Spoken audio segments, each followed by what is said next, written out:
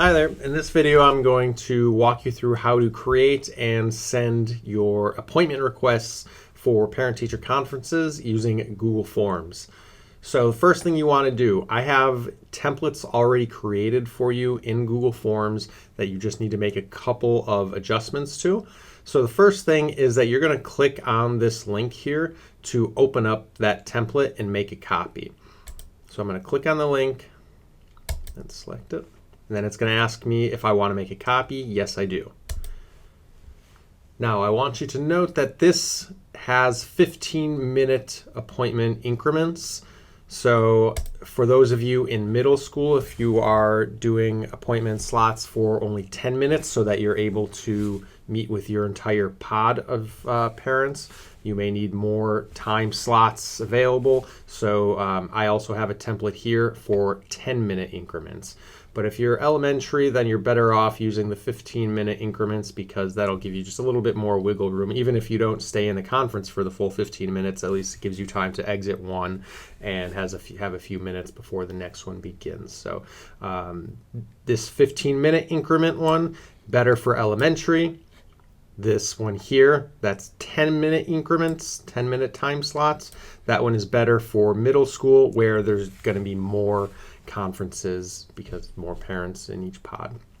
Alrighty, so that's the first thing. Just make sure you're clear on that. Click on the link that is most applicable to you and your position, right? 15 minutes here. These are 10-minute increments there. All right. So I'm in the 15-minute increments here, and I've already got some filler text here that you're welcome to edit that to make it more suitable to your needs. We've got an email address that's required for the parent to fill in an email address because you need that email address to send them their Meet invite link. This is the student's name. This is a question, do they need a translator? So that if they select yes to that, you can let your administrator, your building admin know that you'll need a translator for whatever time they select for this conference. And then here we've got the time availability, right? And as you can see, this is in 15-minute increments. I've worked in a duty-free break at, where do I have that? I have that. So this appointment here would end at 5 o'clock, and then the next one here isn't scheduled till 5:30. I believe that's the correct allotted time. All right, and that's it. So the form itself is pretty much already made. Don't forget to change this bit here to your name. Or if you are working with your entire pod, add in all the teachers' names. That way it's very apparent to the parents that they would be meeting with all these teachers at once. So I would put everybody's name in your pod if you're working with several teachers for these conferences. But if you are in the elementary building, then you're most likely doing them solo, so you can leave it with your own name. Okay, I'm going to jump back to my little cheat sheet and make sure that I don't miss any steps. All right, here we are. Now we've gone through the form, so we're at step 4. And that is click the puzzle piece icon at the top right, select Choice Eliminator 2, click Configure, close the note from the author. All right, sounds like a bunch of steps, but it's quite simple. So here's the puzzle piece. Select Choice Eliminator 2. Click Configure. And then you get this note from the author. You can just close that there or exit out there. All right, while that loads over here, I'll jump over to here to step 5.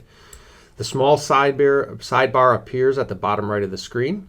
Click Time Availability, check the box Eliminate Choices, and then wait for a few seconds while that loads. Okay, so we already saw that sidebar appeared here. Here's the question, Time Availability. That's where we have the time slots. So I'm just going to click on that.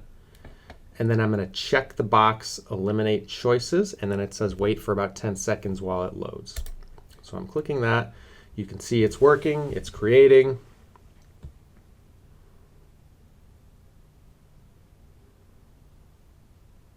All right. You'll know that it's done because you'll get this little red circle here next to the question, and that tells you that the choice eliminator is active. And what the choice eliminator is, by the way, is that it's going to eliminate the choices, the options, as somebody selects one. So as a parent comes in and selects the time, say 1:45, the next person who accesses this form, the next parent, would not have 1:45 as an option. So it's eliminating choices as somebody selects that time. It eliminates that time from the list of options so that you don't have issues with overbooking, right? So that's the entire purpose of this choice eliminator, and that will do that for each time that is selected. It will then eliminate it so that the next parent that comes along isn't able to book that time. That's the entire purpose of the choice eliminator. Alrighty, I'm going to move on. So now we are done with the edits we need to make to the form. We're ready to send.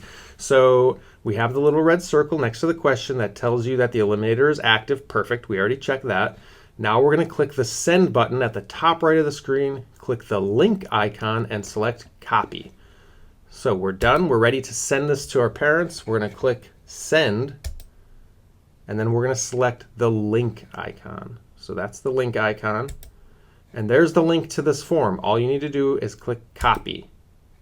Now the link is copied, and you can send that to your parents in whatever method that you use to communicate with them. So that could be pasting it in Dojo, sending it through Remind, or whatever other method that you use to communicate with parents. You can send that link and they'll be able to access it and complete the form.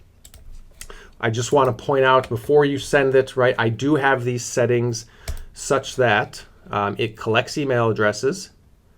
It does not require somebody to be a Harvey SD 152 student or have a Harvey email address. That's intentional, of course, because our parents are not going to have Harvey 152 emails, most of them. And it limits it to one response so that parents can only fill out this form one time. So that is all the settings that we have here. You shouldn't need to do anything to them since you've copied my template. These settings should already be correct, so you don't need to do anything there. But if you want to go in and just check that yours match mine, you can do that by clicking on the little gear icon and just checking. You want to make sure you get their email addresses. You want to make sure that this box is not checked because they're not going to have their Harvey emails, and then limiting to one response will eliminate issues with overbooking of appointments. Or more accurately, it will prevent parents from, filling out and requesting multiple time slots, which you don't want. One possible little caveat here is that if you have like twins in your class, that means that the parent isn't going to be able to fill out this form twice, once for each student. In that case, it might be best to just reach out to that parent directly and say, hey, I noticed you booked a time slot for student A. Do you want to have a separate one for student B, or do you want to try to get it all in during the one conference? That's kind of we'll leave that up to your discretion.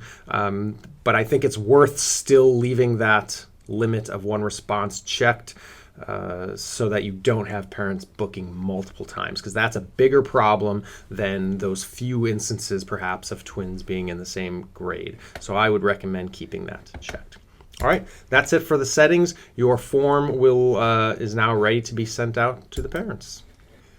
Give your parents a few days to make their appointment requests, and you'll see each of their responses then appearing here in your responses tab. So you'll see what time has been requested by those parents. And then when we're ready to schedule those actual conferences, we can do that here in the next section, scheduling our appointments using Google Calendar. And that'll be exactly the same way that we did it in the spring. All right, give that first section a try though, and let me know if you have any questions.